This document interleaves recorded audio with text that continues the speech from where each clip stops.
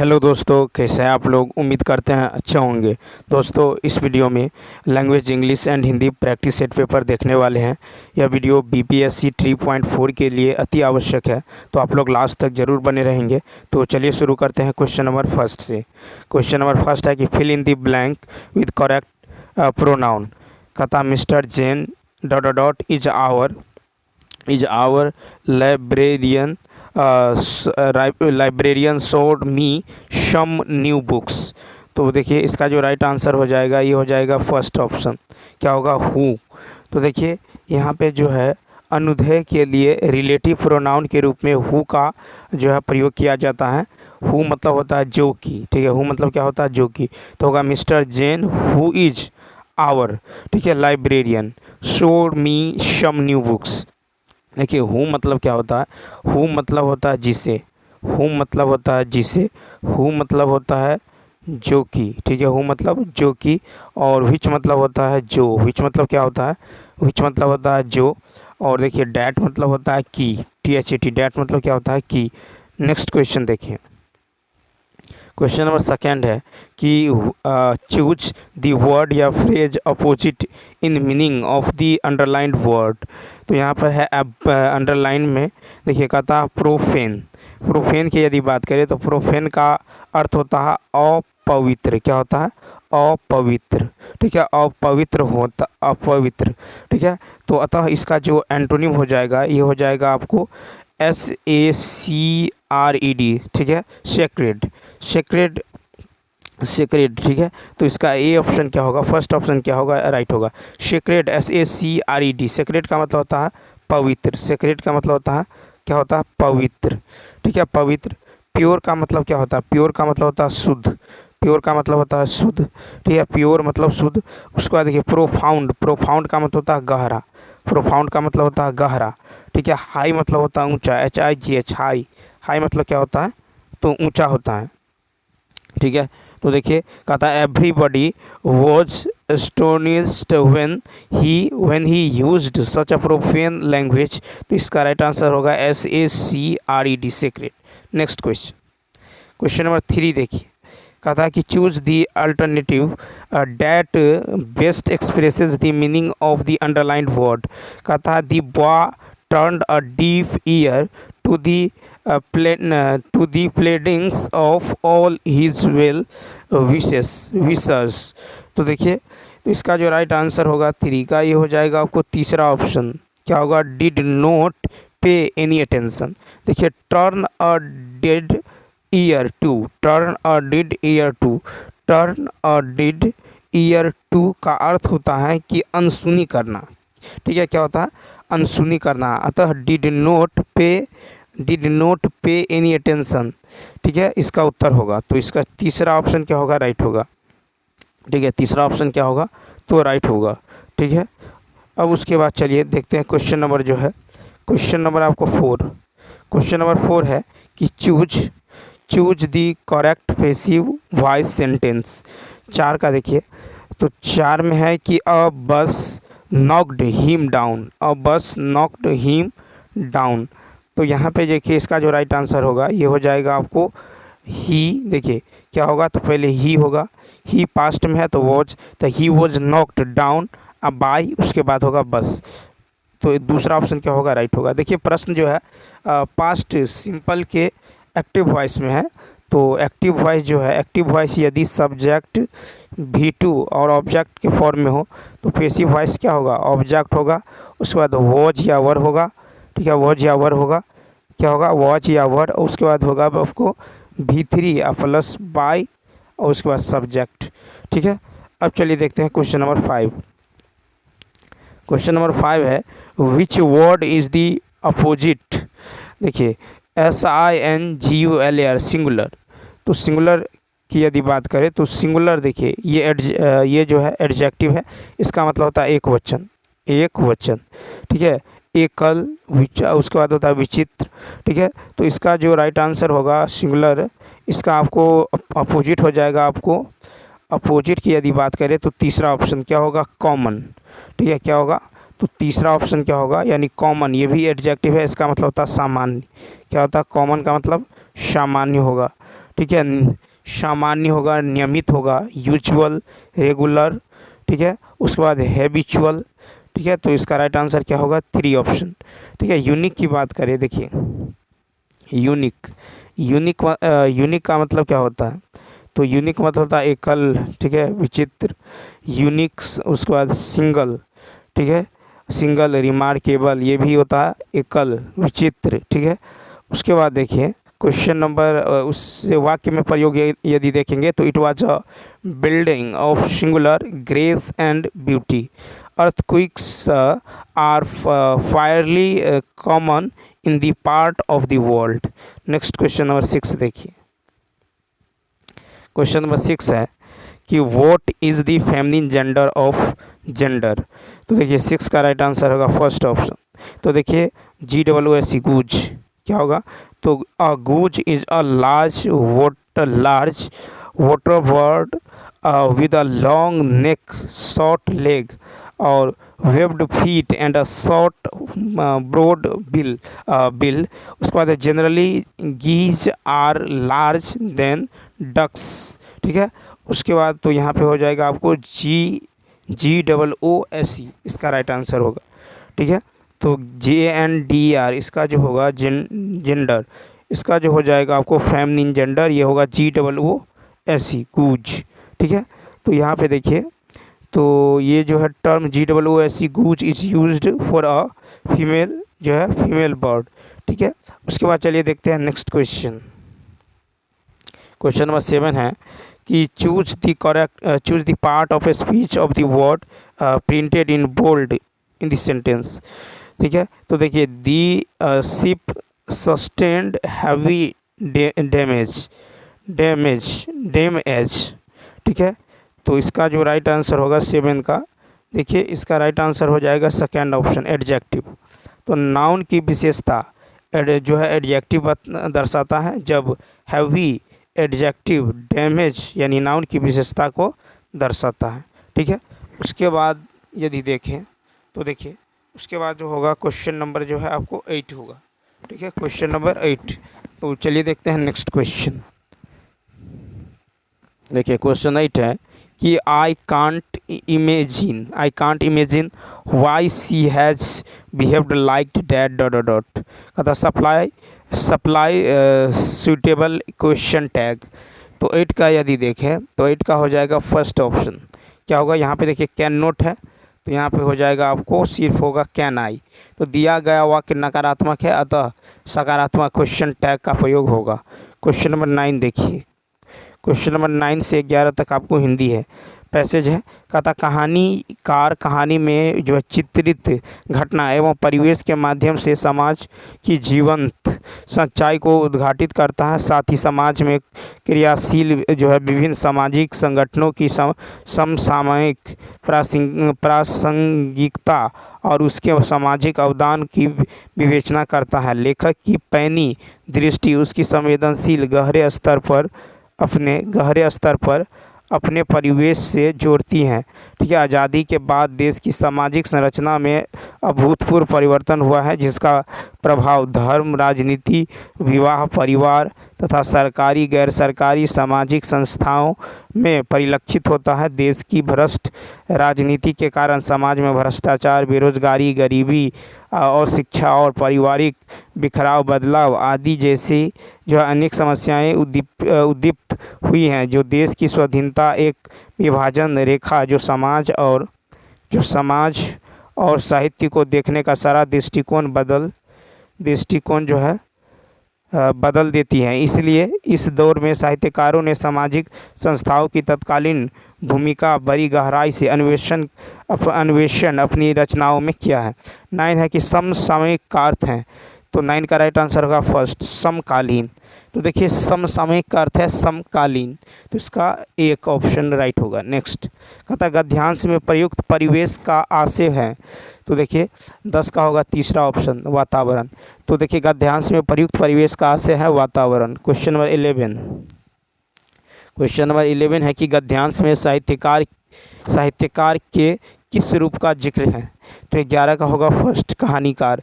गद्यांश में साहित्यकार के कहानीकार रूप का उल्लेख है। 12 देखिए 12 है कि तुलसीदास जो है दास सीदती नसदीन देखत कुम्हार निठुराई। इस पंक्ति में कौन सा अलंकार है? 12 का फर्स्ट श्रुत्यानुप्रास अलंकार। श्रुत्यानुप्रास अलंकार वह अनुप्रास अलंकार का भेद है जी इसमें कानों को मधुर लगने वाले वर्णों की आवृत्ति होती है। उदाहरण तुलसीदास सिदती निस्दीन देखत तुम्हार निठुराई। क्वेश्चन नंबर 13 है कि प्रतिवाद शब्द में कौन सा उपसर्ग है? 13 का होगा तीसरा ऑप्शन प्रति। प्रतिवाद शब्द में प्रति उपसर्ग है। क्वेश्चन नंबर 14 देखिए। क्वेश्चन नंबर 14 है कि रमेश वहाँ कुर्सी पर बैठा था। इस वाक्य में वहाँ किस प्रकार का क्रिया विशेषण है? 14 का होगा दू स्थानवाचक क्रिया विशेषण। तो क्या होगा? जिन अधिकारी शब्दों से जो है और जिन अभिकारी शब्दों से स्थान विशेष का बोध हो उसे स्थानवाचक क्रिया विशेषण कहते हैं। उदाहरण के लिए रमेश वहाँ कुर्सी पर बैठा था। Question number 15। क्वेश्चन नंबर देखिए। क्वेश्चन नंबर 15 है कि मूर्धन्य अल्पप्राण अघोष वर्ण का उदाहरण कौन सा है? तो 15 का होगा दू ट। तो देखिए मूर्धन्य अल्पप्राण अघोष वर्ण मूर्धन्य व्यंजन वे होते हैं जो मुख के भीतर तालु और ओठ के बीच कठोर भाग मूर्धा से उच्चारण किए जाते हैं। इसमें ट, ठ, ड, ढ, र, न है। मूर्धन्य अल्पप्राण अघोष वर्ण व्यंजन है ट, ड और न। Next question. क्वेश्चन नंबर 6 कहता प्रश्नवाचक और विषम्याधिबोधक को छोड़कर सभी वाक्यों के अंत में क्या प्रयुक्त होता है? 16 का दो पूर्ण विराम। ठीक है, तो प्रश्नवाचक और विषम्याधिबोधक को छोड़कर सभी वाक्य के अंत में पूर्ण विराम जो है पूर्ण विराम का प्रयुक्त होता है। ठीक है, नेक्स्ट क्वेश्चन नंबर देखिए 17। क्वेश्चन नंबर 17 की यदि बात करें कहता कि अधर में लटकना मुहावरे का अर्थ होता क्या है? अधर में लटकना। तो 17 का होगा द्विविधा में परा रह जाना।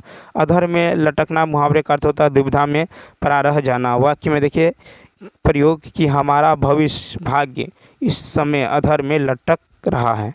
क्वेश्चन नंबर 18 आपस में झगड़ा मत करो। इस वाक्य में किस प्रकार के क्रिया विशेषण का प्रयोग हुआ है? 18 का दो रीतिवाचक। वे अविकारी शब्द जिनके द्वारा किसी के संपन्न होने की रीति का बोध होता है उन्हें रीतिवाचक क्रिया विशेषण कहते हैं। ठीक है, यथा, क्योंकि, ठीक, निस्संदेह, मत आदि शब्द उदाहरण। आपस में झगड़ा मत करो। ठीक है, क्वेश्चन नंबर 19। क्वेश्चन नंबर 19 है कि नहीं पराग नहीं मधुर मधु नहीं विकास यही काल अली कली ही सौ बंदियों आगे कौन हवाल। इनमें कौन सा अलंकार है? तो देखिए 19 का राइट आंसर होगा दो यानी अन्योक्ति। तो देखिए अन्योक्ति का अर्थ है कि अन्य के प्रति कही गई उचित उक्ति। अन्योक्ति अलंकार में अप्रस्तुत के माध्यम से प्रस्तुत का वर्णन किया जाता है। उदाहरण नहीं पराग नहीं मधुर मधु नहीं विकास यही काल अली कली सौ बंदियों आगे कौन हवाल। क्वेश्चन नंबर 20 देखिए। क्वेश्चन नंबर 20 है निम्नलिखित वाक्यों में से मिश्र वाक्य ज्ञात कीजिए। तो 20 का होगा 3 अभिमीत खेल रहा है क्योंकि उसके साथ अभिषेक भी है। ठीक है, तो मिश्र वाक्य में एक प्रधान उपवाक्य तथा एकाधिक मिश्रित उपवाक्य जो है आते हैं। जैसे अभिमीत खेल रहा है क्योंकि इसके साथ अभिषेक भी है। Question number 21। क्वेश्चन नंबर देखिए 21 हो जाएगा आपको कि सांप। ठीक है, तुम सभ्य तो हुए नहीं नगर में बसना भी तुम्हें नहीं आया एक बात पूछ तब कैसे सीखा डसना विष कहाँ पाया। ठीक है, उपयुक्त कविता में कौन सा छंद है? तो देखिए 21 का राइट आंसर हो जाएगा फर्स्ट यानी मुक्त छंद। मुक्त छंद कविता का वह रूप है जो किसी छंद विशेष के अनुसार नहीं रची जाती न ही तुकांत होती हैं। इसकी परंपरा सूर्यकांत त्रिपाठी निराला ने आरंभ की।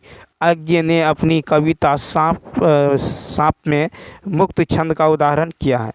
ठीक है, नेक्स्ट क्वेश्चन देखिए 22।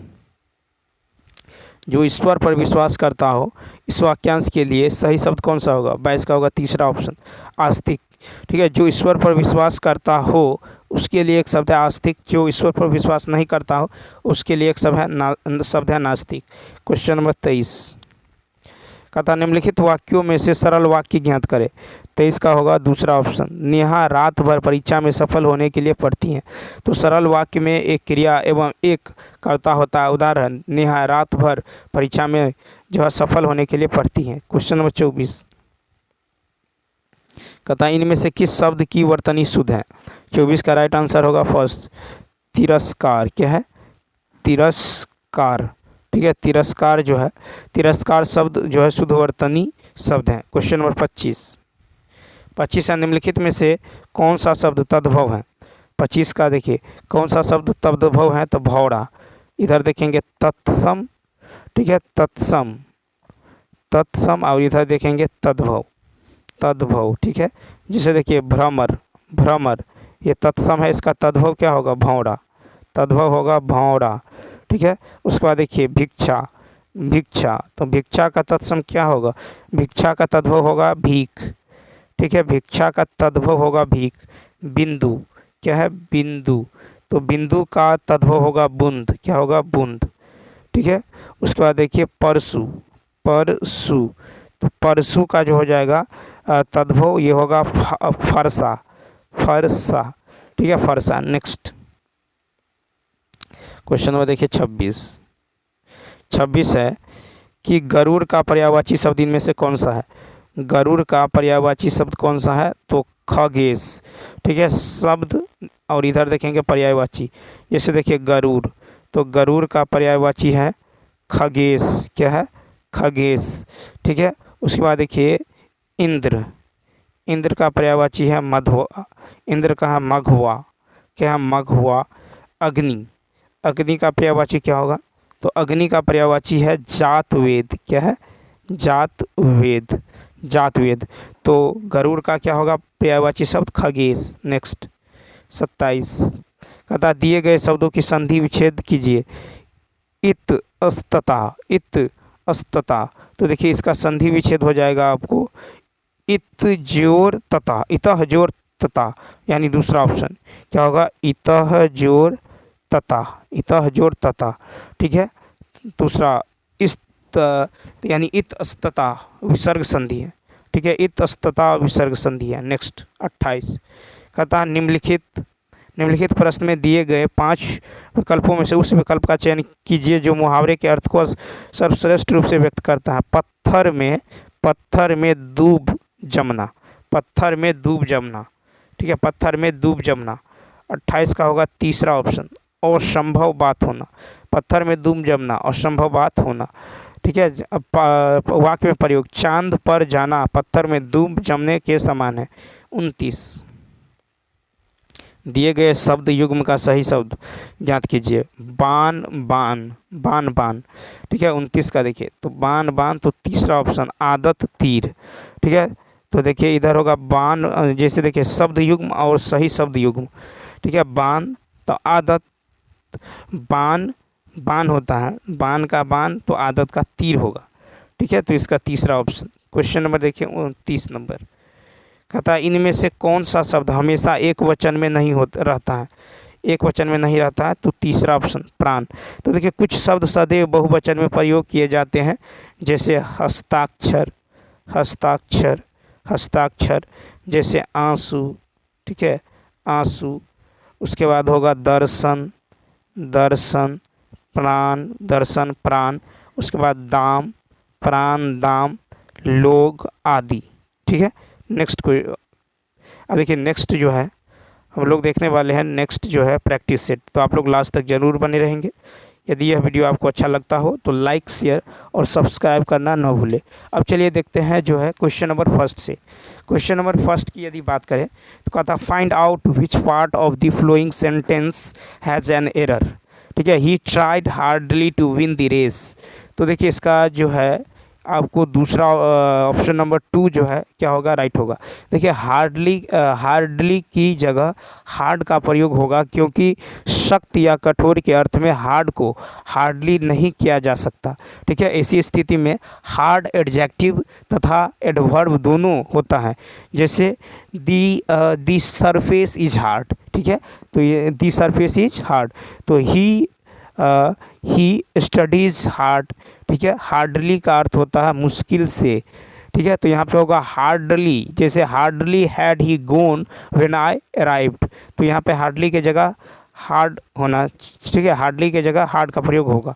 तो दूसरा ऑप्शन नेक्स्ट कहता in which of the following sentences the use of the idiom at 6 and 7 is not appropriate।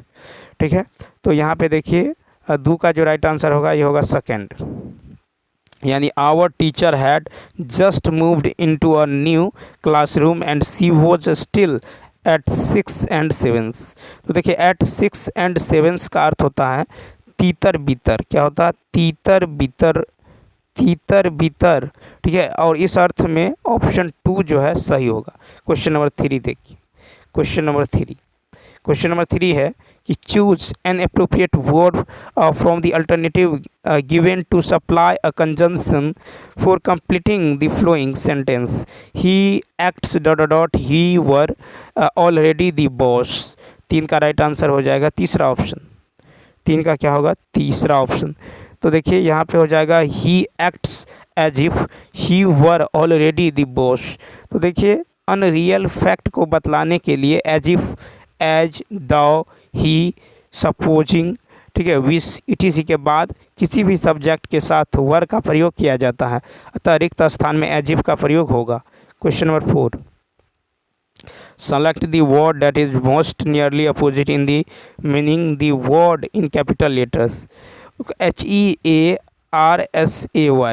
तो देखिए HEARSAY इसका अर्थ होता है क्या होता है, साधारण चर्चा, साधारण चर्चा या फिर अफवाह। ठीक है, अफवाह। ठीक है, अतः इसका जो एंटोनिम एंथेटिक हो सकता है। एंटोनिम अपोजिट का रहा है तो क्या होगा, अनथेटिक। ठीक है, अनथेटनिक, यानी इसका तीसरा ऑप्शन। ठीक है, क्या होगा, ऑथेंटिक, ऑथेंटिक हो सकता है। ठीक है, ऑथेंटिक। तो देखिए ऑथेंटिक की बात करें, ऑथेंटिक मतलब होता है प्रमाणिक, क्या होता है, प्रमाणिक, ऑथेंटिक, प्रमाणिक। ठीक है, ऑथेंटिक मतलब होता है प्रमाणिक। उसके बाद देखिए प्रीसियस मतलब होता है महंगा, प्रीसियस मतलब महंगा। उसके बाद देखिए एस्टीमेट मतलब होता है मूल्यांकन, एस्टीमेट मतलब मूल्यांकन करना। ऑथेंटिक मतलब बताएं प्रमाणिक। और देखिए INDECENT, ठीक है, इसका मतलब होता है अश्लील। ठीक, क्वेश्चन नंबर देखिए 5, क्वेश्चन नंबर 5 है कि select the group of words that is most nearly similar in meaning to the idiom या फ्रेज इन कैपिटल लेटर्स। कहता है गोर्डियन नॉट। ठीक है, गोर्डियन नॉट 5 में देखिए, तो गोर्डियन नॉट का अर्थ होता है कठिन कार्य, क्या होता है, कठिन कार्य। ठीक है, गोर्डियन नॉट मतलब होता है कठिन कार्य, कठिन समस्या। अतः यहाँ पे जो है, यहाँ पे हो जाएगा आपको तीसरा ऑप्शन देखिए, तीसरा ऑप्शन ए सिमिंगली इम्पॉसिबल और डिफ़िकल्ट टास्क और प्रॉब्लम। ठीक है, इसका आंसर होगा। ठीक, next question number 3 choose the correct passive form of the following sentences. कहता है I remember them taking me to the zoo. तो देखिए 6 का राइट आंसर क्या होगा, तो देखिए यहाँ पे हो जाएगा कि आई रिमेंबर्ड, क्या होगा, यहाँ पे I remember them taking me to the zoo, तो होगा आई रिमेंबर बीइंग टेकन, क्या होगा, I remember being taken to the zoo. देखिए V4 लगा हुआ है, तो V4 के जगह क्या होगा, बीइंग प्लस V3, क्या होगा, बीइंग प्लस V3।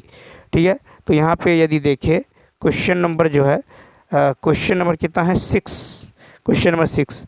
तो देखिए जीरेंड का पैसिव जिरेंड का पेसिव जो होगा ये बीइंग प्लस V3 होता है, ठीक है। तो अतः I remember being taken to the zoo इसका पेसिव होगा। क्वेश्चन नंबर 7 कहता है he says to us keep the gate closed, identify the correct indirect expression of the above imperative. तो यहाँ पे देखिए, यहाँ पे हो जाएगा आपको 7 का।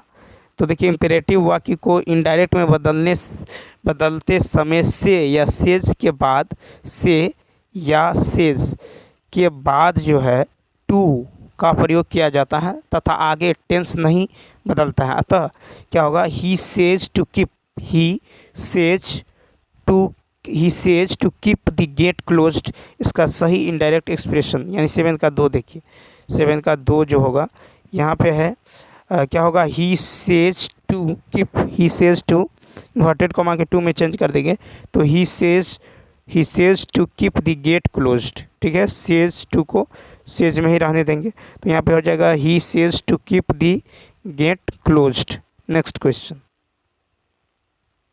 क्वेश्चन नंबर 8 है कि one who has good taste for food is called.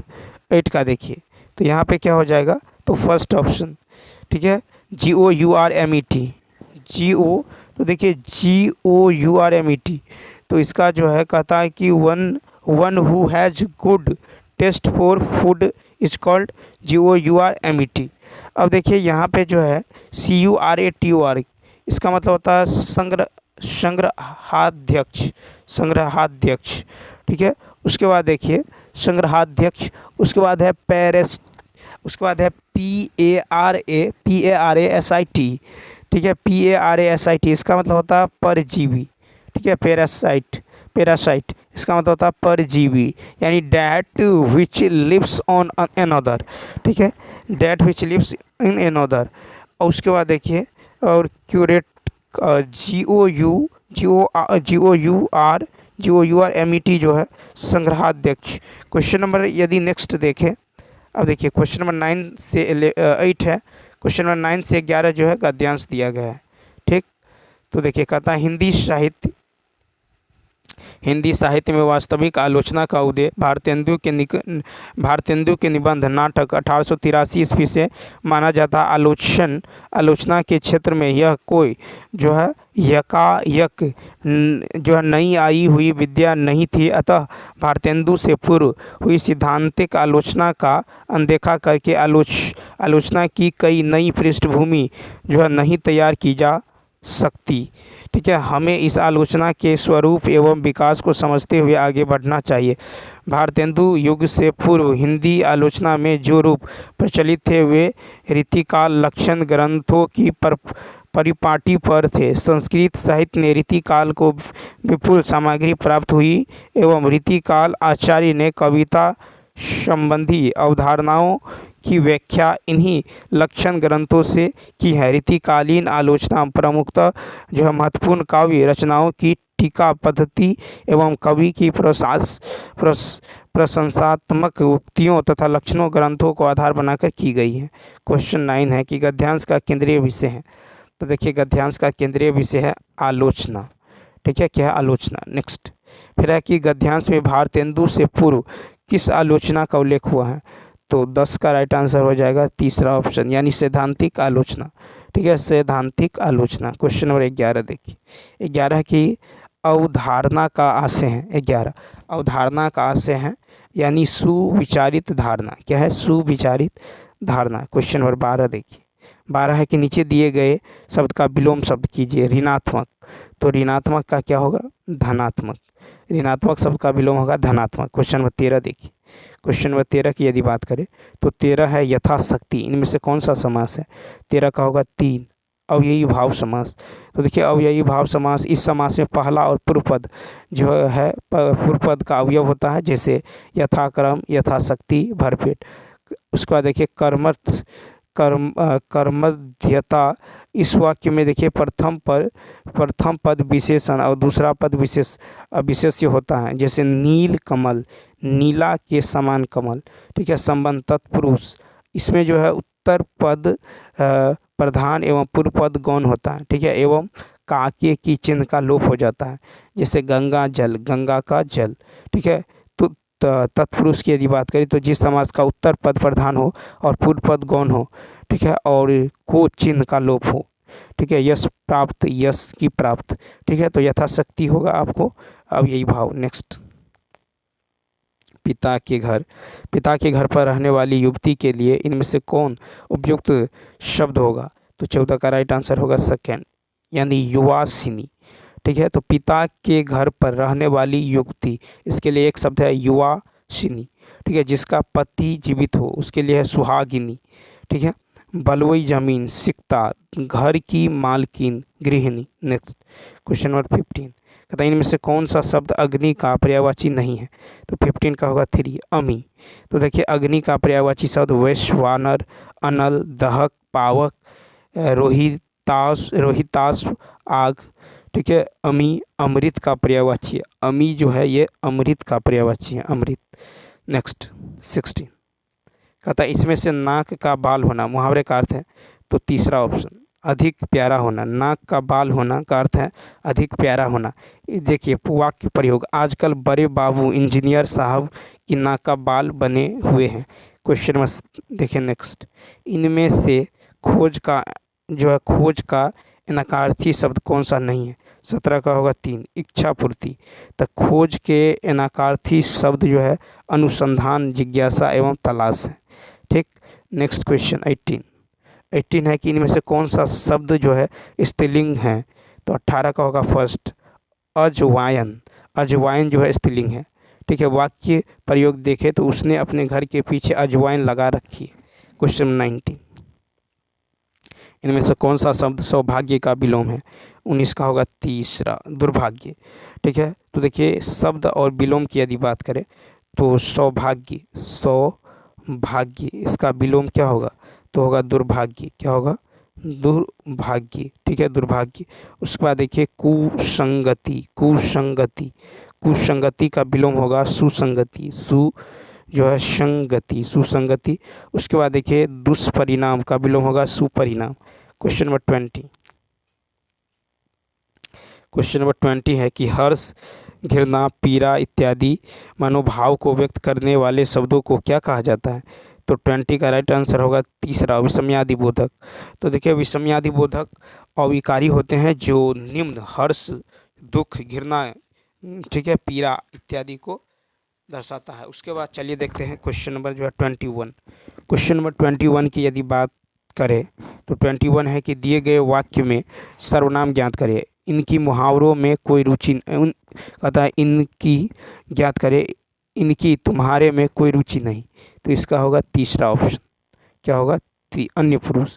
तो देखिए जिन सर्वनाम शब्दों का प्रयोग जो है बोलने तथा सुनने वाला व्यक्ति किसी अन्य व्यक्ति के लिए करता है, ठीक है, उन सर्वनाम शब्दों को अन्य जो है पुरुषवाचक सर्वनाम कहते हैं। जैसे वह, वे, उन्हें, उसे, इसे, इनकी, इसका, उसने आदि। उदाहरण, इनकी तुम्हारे में कोई रुचि नहीं। क्वेश्चन नंबर 22 देखिए, 22 है कि बांधा था विधु को किसने, इन काली जंजीरों से बनी वाले फनियों का मुख क्यों भरा हुआ है हीरो से। इनमें कौन सा अलंकार है? 22 का होगा अतिशयोक्ति। तो अतिशयोक्ति, 22 का अतिशयोक्ति अलंकार में किसी बात को बहुत ही बढ़ा चढ़ाकर कहा जाता है। इसमें लोकोत्तर से परे कल्पना की जाती है। क्वेश्चन नंबर 23 देखिए, 23 है निम्नलिखित वाक्यों में से सरल वाक्य ज्ञात कीजिए। तो 23 का राइट आंसर जो हो जाएगा आपको, ये हो जाएगा तीसरा ऑप्शन। क्या होगा? तो तीसरा ऑप्शन। तो देखिए सरल वाक्य में एक ही क्रिया एवं एक ही कर्ता होता है। उदाहरण, ट्रैफिक में फंसने के कारण जो है जल्दी नहीं आ सकता। ठीक है, ट्रैफिक में फंसने के कारण जल्दी नहीं आ सकता। क्वेश्चन नंबर नेक्स्ट 24, कहता है निम्नलिखित वाक्य में रेखांकित भाग का वाक्यांश के लिए उचित शब्द का चयन कीजिए जिसका कोई आकार न हो। तो जिसका कोई आकार न हो निराकार। ठीक है, जिसका कोई आकार न हो उसके लिए उचित शब्द होगा निराकार। क्वेश्चन नंबर 25, क्वेश्चन नंबर 25 की यदि बात करें तो देखिए 25 है, 25 की यदि बात करें तो 25 है कि खेत रहना मुहावरे का अर्थ क्या है? तो 25 का तीसरा ऑप्शन वीरगति पाना। खेत रहना मुहावरे का अर्थ है वीरगति पाना। ठीक है, वाक्य में प्रयोग देखें तो 1962 ईस्वी के युद्ध में कई भारतीय सैनिक खेत रहे। नेक्स्ट क्वेश्चन नंबर देखिए 26 की यदि बात करें तो 26 है कि किस विकल्प के सभी जो है शब्द परस्पर पर्यायवाची हैं। 26 का तीसरा, धन द्रव्य मुद्रा। तो देखिए धन द्रव्य मुद्रा परस्पर पर्यायवाची शब्द हैं, ठीक है। उसके बाद चलिए देखते हैं क्वेश्चन नंबर 27। कहता है कि निम्नलिखित में से कौन सा ऊष्म व्यंजन है। तीसरा, तालव्य स। तो देखिए ऊष्म व्यंजन होता है तालव्य स, मूर्धन्य स, दंत स, ह, ठीक है। तो इन चार वर्णों के उच्चारण में मुख से विशेष प्रकार की गर्म उष्मा वायु निकलती हैं। क्वेश्चन नंबर 28 कहता है निम्नलिखित में से कौन सा शब्द देशज नहीं है। 28 का होगा तीसरा ऑप्शन, टेलीफोन। तो टेलीफोन शब्द यूनानी भाषा का विदेशज शब्द है। नेक्स्ट, उसके बाद देखिए 29, जिनका जन्म पहले हुआ हो के लिए उपयुक्त शब्द। तो 29 का होगा तीसरा, अग्रज। जिनका जन्म पहले हुआ हो के लिए एक शब्द है अग्रज। क्वेश्चन नंबर 30 कहता है हिंदी में मूलतः वर्णों की संख्या कितनी है। 30 का होगा 2, 52। हिंदी में मूलतः वर्णों की संख्या 52 है। अ आ हर्षी दीर्घी हर्षु दीर्घो ए ऐ ओ औ अंग री, ठीक है। अब देखिए, अब चलिए देखते हैं नेक्स्ट पैसेज, ठीक है। नेक्स्ट जो है पैसेज देखेंगे। अब यहाँ से देखिए नेक्स्ट है, नेक्स्ट पैसेज है कि सेलेक्ट दी ऑप्शन। इसको जो है फास्ट से करेंगे। Select the option that can be used as one word substitute for the given group of words, ठीक है। कहता a palace where pigs are kept, ठीक है। A palace where pig are kept. तो इसका आंसर क्या होगा, आप लोग मन ही मन सोचेंगे।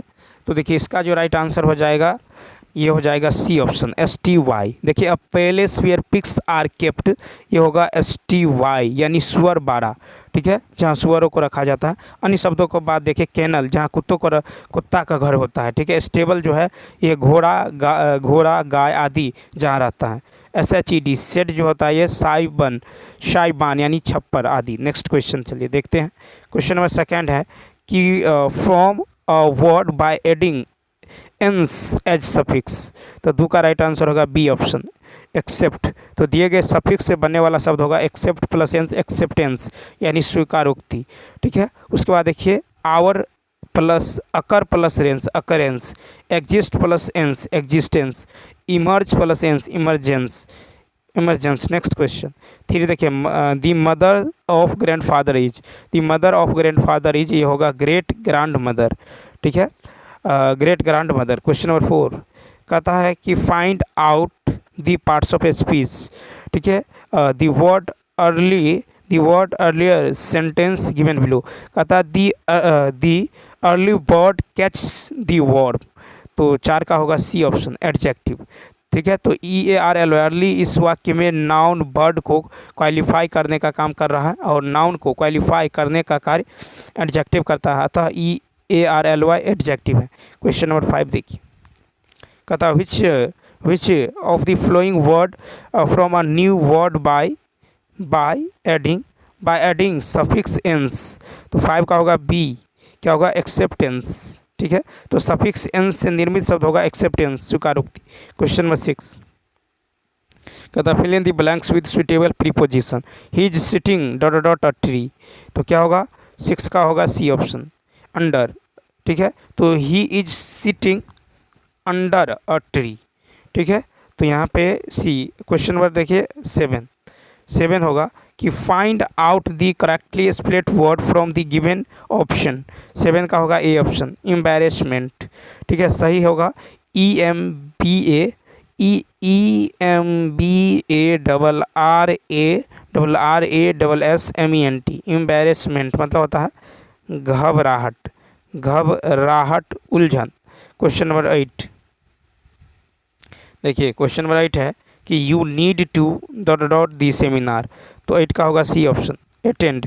तो you need to attend the seminar, attend मतलब होता है शामिल होना। क्वेश्चन नंबर 9 से देखिए, यहाँ से हिंदी शुरू होता है। कहता वाक प्लस में का संधि पद होगा। तो 9 का होगा सी ऑप्शन, ठीक है। वाक प्लस में का होगा वर्ड में, ठीक ठीक है, वांडम में। क्वेश्चन नंबर देखिए, अब देखिए कि दो निकटतम वर्णों के मेल से जो विकार होता है उसे संधि कहते हैं। संधि के 3 विध है, स्वर संधि, व्यंजन संधि, विसर्ग संधि। ठीक है, और ये कौन सा संधि है? यह व्यंजन संधि। 10 कहता है अस्त्रीकरण का विलोम, ए ऑप्शन निरस्त्रीकरण। ठीक है, निरस्त्रीकरण। अब देखिए नेक्स्ट क्वेश्चन नंबर 11 कहता अच्छे बच्चे कभी झूठ नहीं बोलते। इस वाक्य में अच्छे किस प्रकार का विशेषण है? सी ऑप्शन गुणवाचक विशेषण। ठीक है, संज्ञा के गुण धर्म को बतलाने वाले शब्द को विशेषण कहते हैं। विशेषण 4 प्रकार के होते हैं, गुणवाचक, परिमाणवाचक, संख्यावाचक, सार्वनामिक विशेषण। ठीक है, अब चलिए देखते हैं। और संज्ञा के जिस प्रकार में रंग, गुण, आकार, अवस्था आदि का बोध कराने वाले शब्द को गुणवाचक विशेषण कहते हैं, जैसे काला, भूखी, मोटा, चौड़ा आदि। क्वेश्चन नंबर देखिए 12 मूर्धन्य अल्पप्राण घोष व्यंजन का उदाहरण कौन सा है? तो बी ऑप्शन ड। ठीक है, मूर्धन्य अल्पप्राण घोष का व्यंजन का उदाहरण है ड। अल्पप्राण व्यंजन के उच्चारण में मुख से कम हवा निकलती है, जैसे क, ग, च, ज आदि। नेक्स्ट 13 की अध्यापिका नित्य सिखाएगी। इस वाक्य में कौन सा काल का बोध करा रही है? 13 का ए ऑप्शन सामान्य भविष्यत काल। ठीक है, सामान्य भविष्यत काल। अध्यापिका नित्य सिखाएगी, इसमें जो है सामान्य भविष्यत काल का बोध करा रहे हैं। काल 3 प्रकार के होते हैं, भूतकाल, भविष्यत काल, वर्तमान काल। नेक्स्ट क्वेश्चन नंबर देखिए 14 कहता मथुरा किस राज्य में है? यह किस प्रकार का वाक्य है? तो बी ऑप्शन प्रश्नवाचक वाक्य। ठीक है, 15 देखिए कहता इनमें से कौन सा शब्द हनुमान का पर्यायवाची नहीं है? बी ऑप्शन आग्नेय। तो हनुमान का पर्यायवाची आग्नेय नहीं है। हनुमान का पर्यायवाची जो है पर्यायवाची महावीर, हरीश, मारुति, पवनसुत, मारुति नंदन, बजरंग है। नेक्स्ट है कि अत्योक्ति शब्द में कौन सा उपसर्ग है? बी ऑप्शन अति। अत्योक्ति में अति जो है उपसर्ग है। ठीक है, अति प्लस उक्ति अत्योक्ति होता है। अत्योक्ति में यन संधि है। क्वेश्चन नंबर देखिए 16 हो गया। क्वेश्चन नंबर 17 कृपया मेरी थोड़ी सी मदद करो। इस वाक्य में थोड़ी सी किस प्रकार का क्रिया विशेषण है? ठीक है, तो 17 का होगा ए ऑप्शन परिमाणवाचक क्रिया विशेषण। कृपया मेरी थोड़ी सी मदद करो उपरोक्त में थोड़ी सी परिमाणवाचक क्रिया विशेषण है। क्वेश्चन नंबर देखिए, क्वेश्चन नंबर जो है 18 है राष्ट्रीय शब्द में कौन सा प्रत्यय है? तो सी ऑप्शन ईए, दीर्घ ईए। राष्ट्रीय में दीर्घ ईए, राष्ट्रीय, राष्ट्र प्लस ईए।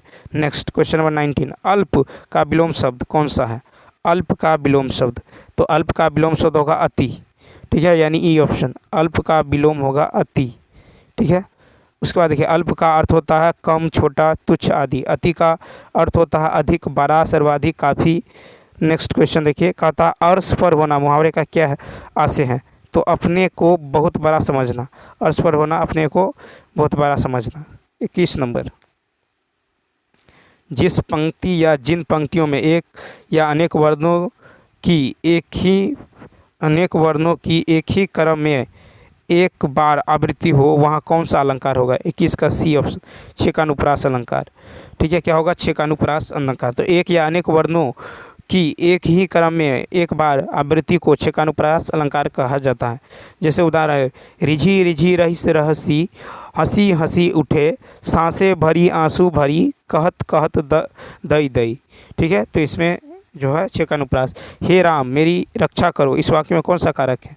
तो 22 का सी संबोधन कारक। हे राम मेरी रक्षा करो, इस वाक्य में संबोधन कारक है।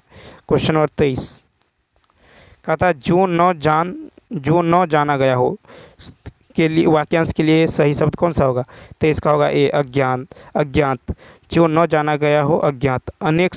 ठीक है, अनेक शब्दों के लिए एक शब्द गुरु के समीप रहने वाला विद्यार्थी अंतेवासी, जिसे जीता न जा सके अजय, जो बीत गया हो अतीत, जो दिखाई न दे अगोचर। क्वेश्चन नंबर 24 क्रिया के संबंध में इनमें से कौन सा कथन सही है? होगा सी। तो क्रियापद के उस अंश को धातु कहते हैं जो किसी क्रिया के प्रायः सभी रूपों में पाया जाता है। क्वेश्चन नंबर देखिए 25 कहता है जितेंद्र का संधि विच्छेद। तो 25 का सी जीत प्लस इंद्रिय। जितेंद्र का संधि विच्छेद होगा जीत प्लस इंद्रिय। ठीक है, जितेंद्र में गुण संधि है। जितेंद्र का अर्थ होता है जिससे सारी इंद्रियों को जीत लिया है। ठीक है, और जितेंद्र में बहुब्रीहि समास है। क्या है? जितेंद्र में जो है आपको बहुब्रीहि समास हैं। ठीक है, उसके बाद चलिए देखते हैं क्वेश्चन नंबर जो है 26। क्वेश्चन नंबर 26 है कि यहाँ से जो है आपको गद्यांश दिया गया है। ठीक है, गद्यांश को पढ़ के जो है आंसर देना है। कहता कविता के, देखिए कविता के मर्मज्ञ और रसिक स्वयं कवि से अधिक महान होते हैं। ठीक है, स्वयं कवि से अधिक महान होते हैं। संगीत के पागल ही स्वयं संगीतकार से अधिक जो है अधिक संगीत का रसावदान करते हैं। यहाँ पूज्य नहीं पुजारी ही श्रेष्ठ है। यहाँ सम्मान पाने वाले नहीं सम्मान देने वाले महान हैं। ठीक है, अब देखिए यहाँ से क्वेश्चन देखिए, कहता कविता का मर्मज्ञ तथा रसिक कौन हो सकता है? तो ए ऑप्शन, जो कविता के मर्म को समझकर उसके रस में जो है डूब जाता है। ठीक, तो कविता के मर्मज्ञ और रसिक स्वयं कवि से अधिक महान होते हैं। ठीक है, इस प्रकार संगीत को सुनने वाला स्वयं संगीतकार से अधिक संगीत का रसावदान करते हैं। क्वेश्चन नंबर 27 कहता है अच्छा गुरु अपने शिष्य में देखता है। तो 27 का सी, भक्ति और श्रद्धा। अच्छा गुरु क्या देखता है? भक्ति और श्रद्धा। 28 है कि पुष्प का सौंदर्य किसमें है? 28 का पुष्प का सौंदर्य किसमें है? तो देखने वाले के दृष्टि में। ठीक, 29 जो सम्मान और प्रतिष्ठा मुझे मिली है उस सब का श्रेय जो है मेरे उन्हीं गुरु का है। कथन में कौन सा भाव प्रकट होता है? 29 का होगा ए ऑप्शन, यानी गुरु के प्रति श्रद्धा। तो जो सम्मान और प्रतिष्ठा मुझे मिला है उसका श्रेय मेरे उन्हीं गुरु का है। इस कथन में गुरु के प्रति श्रद्धा और प्रकट है। श्रद्धा भाव असीम आस्था को दर्शाता है। श्रद्धा के भाव में अधिक आस्था होता है। क्वेश्चन नंबर 30 पथ शब्द का उचित समानार्थी शब्द है। पथ शब्द का उचित समानार्थी शब्द है 30 का ए मार्ग। पथ शब्द का उचित समानार्थी शब्द मार्ग है। मार्ग का अन्य समानार्थी शब्द जो है हेक, रास्ता, सड़क, उसके बाद डगर, राह आदि। यात्री का पर्यायवाची शब्द बटोही, पाथिक जो है राहगीर, पंथी, राही आदि है। भोजन का समानार्थी शब्द खाना, भोज्य सामग्री, खाद्यान्न वस्तु, आहार आदि है। तो चलिए दोस्तों इस वीडियो में इतना ही। यदि यह वीडियो अच्छा लगा हो तो लाइक, शेयर और सब्सक्राइब करना ना भूलें। साथ ही साथ कमेंट करके बताइए यह वीडियो आपको कैसा लगा। तो चलिए मिलते हैं नेक्स्ट वीडियो में। Thanks for watching.